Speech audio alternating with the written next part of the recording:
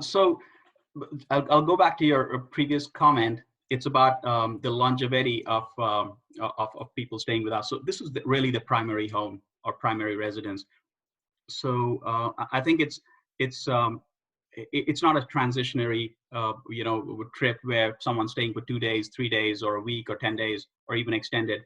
So this is their primary home. So I think that is an important element, which is central to really focus on and see that this is someone's primary home. So what can you do to make their uh, stay or the primary residence comfortable or as close as possible to a home they've lived in for, I don't know, decades, right? Mhm. So you're essentially downsizing from a house you lived in and cherished for your entire life to a studio apartment or a one-bedroom apartment or whatever the accommodation is. So it is a challenge because people are used to more space, or people have been used to living in their primary residence in their community. So I think transitioning that community is an important element.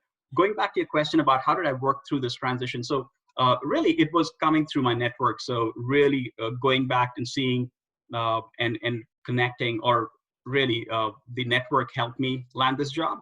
So it was not a job that was posted; it was a job that came through connections. So I think this is certainly something which happens in our industry, and certainly LinkedIn and all these social tools have made it a lot more easier for Yeah. us.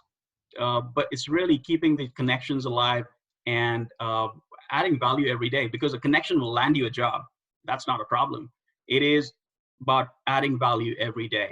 So once you land the job, what do you do in the first 30 days, 60 days, 90 days? How do you drive value every day? How do you motivate your team to add that value? I think that's where the Mhm. essence lies. And I think if one continues to focus on that element and saying, all right, so we've come into this, got the job, now what next? That's when the job begins, really.